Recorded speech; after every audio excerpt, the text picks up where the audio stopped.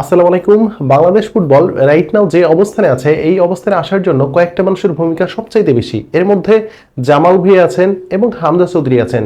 জামাল ভুঁইয়া যিনি আসলে ফুটবলকে একত্র করেছেন, হারিয়ে যাওয়া ফুটবলকে তিনি একটা বেসমেন্ট তৈরি করে দিয়েছেন এবং বাকি যে কাজ সেই কাজটা করেছেন আমাদের হামজা চৌধুরী। এবং বাংলাদেশ ফুটবলে হামজা ইফেক্ট নামের একটা কথা সবচেয়ে বেশি প্রচলিত হচ্ছে এবং হামজা চৌধুরী আসার পরে বাংলাদেশ ফুটবলের পুরো চেহারাটাই কিন্তু পাল্টে গিয়েছে। এবং রাইট নাও আপনি যদি চিন্তা করে দেখেন তাহলে এশিয়ার অনেক অনেক ভালো দেশে এত ভালো মিডফিল্ডার নেই যেটা আসলে বাংলাদেশের আছে।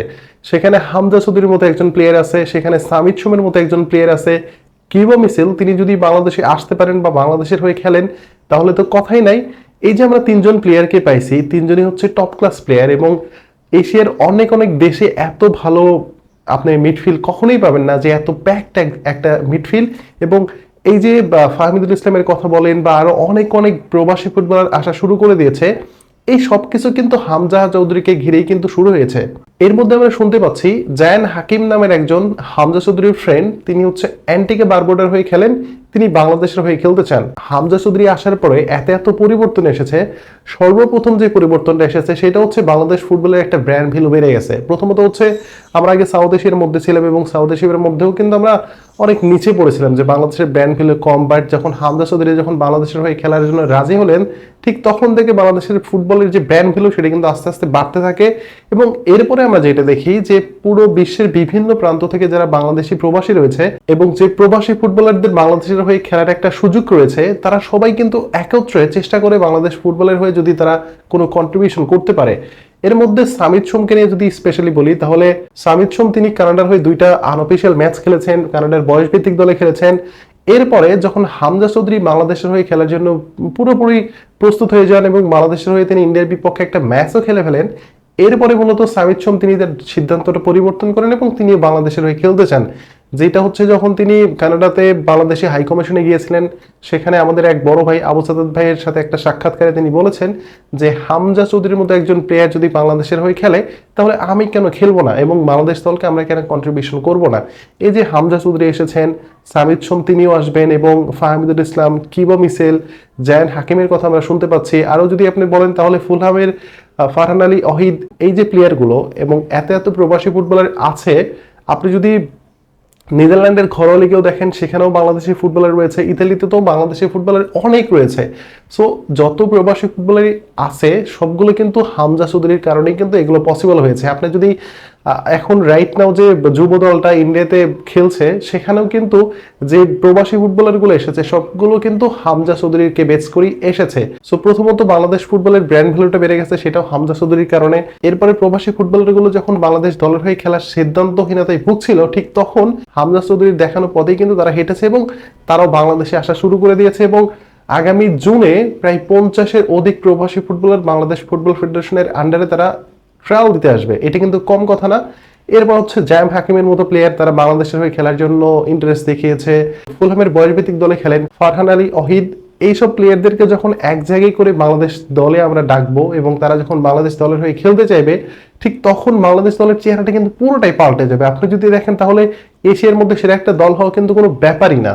এবং এরপরে হচ্ছে হামজা চৌধুরী আসার পরে যে বাংলাদেশ ফুটবল হচ্ছে একটা স্পন্সর পাওয়ার জন্য দাঁড়ে দাঁড়ে ঘুরেছে। একটা সময় ক্রিকেটের লোকজন বাংলাদেশ ফুটবল ফেডারেশন দেখে হাসাহাসি করতো, সেই ক্রিকেটটা এখন কোথায় আর এই ফুটবলটা কোথায়।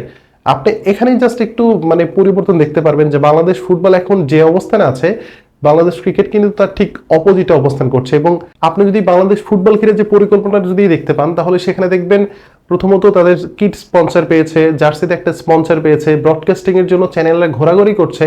এই যে সবকিছু বা এত উন্মাদনা বা এবং বাংলাদেশ ফুটবল নিয়ে এত বেশি মাতামাতি, এত বেশি আলোচনা, এটা শুধুমাত্র কিন্তু হামজা চৌধুরীকে বেচ করেই কিন্তু এটা তৈরি হয়েছে। কিন্তু এই যে আমি বললাম যে বাংলাদেশ ফুটবলের বেসমেন্টটা তৈরি করে দিয়েছেন আমাদের জামাল ভুঁইয়া, যিনি আসলে ডেনমার্কের একটা অনেক সুন্দর একটা লাইফ রেখে তিনি বাংলাদেশ দলের হয়ে প্রতিনিধিত্ব করতে এসেছিলেন। এরপরে তারেক কাজী এসেছেন, নবাব এসেছেন, কাজিম শাহ, এরপরে আরো অনেক প্রবাসী ফুটবলার এসেছে কিন্তু তারা হয়তো টেকেনি। এবং শেষ পর্যন্ত যখন হামজা চৌধুরীর মতো একজন প্লেয়ার আসলেন, যিনি প্রিমিয়ার লিগ খেলেছেন, যিনি হচ্ছে ইংল্যান্ডের সর্বোচ্চ স্তরে খেলেন। এবং আপনি যদি চিন্তা করে দেখেন তাহলে ইংলিশ প্রিমিয়ার লিগ হচ্ছে বিশ্বের সবচেয়ে সেরা একটা লিগ। এই লিগে আমাদের বাংলাদেশের একজন প্রতিনিধিত্ব করে এবং বাংলাদেশের একজন খেলে এবং সেই লিগ থেকে একজন প্লেয়ার বাংলাদেশ দলের হয়ে খেলবে, এই যে একটা ইফেক্ট, এই যে একটা হামজা ইফেক্ট, এই ইফেক্টটা কিন্তু আপনি প্রত্যেকটা সেক্টরে দেখতে পাবেন। এবং এরই সাথে বাংলাদেশ ফুটবল ফেডারেশনের যে বর্তমান কমিটি তাবিদ আওয়াল এবং তার সাথে যারা কাজ করছে সবাই কিন্তু আসলে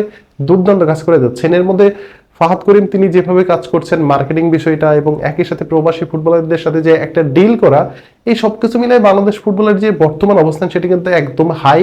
কিন্তু এই যে এত এত কিছু হয়ে যাচ্ছে, এত এত পরিবর্তন আসলো বাংলাদেশ ফুটবলে, একটা জায়গায় শুধু পরিবর্তনটা আসেনি, সেটা হচ্ছে বাংলাদেশের কোচিং স্টাফ। এবং এই যে এত এত পরিবর্তন, এত এত চেঞ্জেস আসলো, এত বাংলাদেশ ফুটবল নিয়ে আলোচনা হচ্ছে, কিন্তু এই যে কাজী সালাউদ্দিন তিনি একজন কোচকে নিয়োগ দিয়েছিলেন এবং এই কোচ এখন পর্যন্ত আছে, সেটি কিন্তু ভাই মানা যায় না। কারণ সামিদ সুমির যে একটা কোয়ালিটি, বা হামজা চৌধুরীর যে একটা কোয়ালিটি, বা কিবা মিসেল বা ফাহমিদুল ইসলামের যে একটা কোয়ালিটি, তার সাথে হাবিয়ার কাবরেরা কোনোভাবেই যায় না।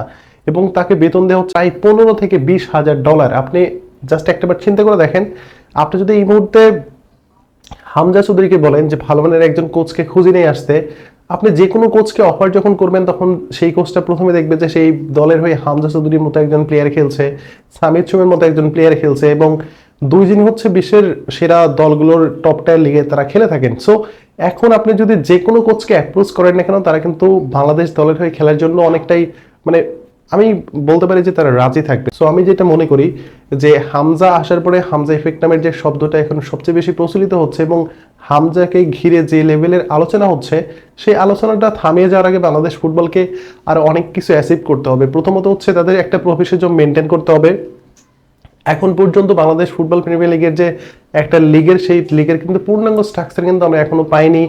রিফারি নিয়ে সমস্যা আছে, বাংলাদেশ ফুটবলে অনেক অনেক সমস্যা আছে, এবং অনেক সমস্যা থাকার পরেও বাংলাদেশ ফুটবল কিন্তু এই মুহূর্তে সবচেয়ে বেশি হাইপ ক্রিয়েট করেছে, এবং দর্শকদের মধ্যে যে একটা ক্রেজিনেস ক্রিয়েট করা সেটা কিন্তু ক্রিয়েট করতে পেরেছে। এবং একই সাথে স্পন্সর পাচ্ছেন, ব্রডকাস্টিং চ্যানেলগুলো পিছিয়ে পিছিয়ে ঘুরঘুর করছে, এবং আরো অনেক অনেক স্পন্সর কিন্তু এই মুহূর্তে আপনি পাচ্ছেন। কিন্তু এই যে এত এত সুযোগ সুবিধা পাওয়ার পরেও যদি বাংলাদেশ ফুটবলকে আমরা এগিয়ে নিতে না পারি, তাহলে কিন্তু ভাই বাংলাদেশ ফুটবল এত ভালো সময় কখনোই পাবে না। আপনি 80-90 দশকের কথা যদি চিন্তা করে দেখেন, তখন কিন্তু বিশ্ব অত বেশি আধুনিক ছিল না, যার কারণে আমরা বাংলাদেশ ফুটবলকে ওইভাবে প্রমোট করতে পারিনি। কিন্তু রাইট নাও আমাদের হাতে একটা সময় আছে, যে সুযোগটা এসেছে সেই সুযোগটাকে সুন্দরভাবে কাজে লাগাতে হবে। এবং হামজা চৌধুরীকে যদি আপনি স্পন্সর করান, বা হামজা চৌধুরীর মাধ্যমে যদি অনেক স্পন্সর আসে, তাহলে সেটা তো খারাপ কোনো কিছু না। সো আমার একটা কথাই, যে হামজা এফেক্ট যে শব্দটা প্রচলিত হচ্ছে বাংলাদেশ ফুটবলে এই মুহূর্তে, সেই শব্দটা আরো বেশি প্রচলিত, অনেক বেশি, সেই শব্দটা আরো বেশি প্রচার হোক, বাংলাদেশ ফুটবল আরো উপর দিকে উঠে যাক, এটি কিন্তু আমাদের চাওয়া। সো আপনাদের মতামত আশা করছি। ধন্যবাদ সবাইকে।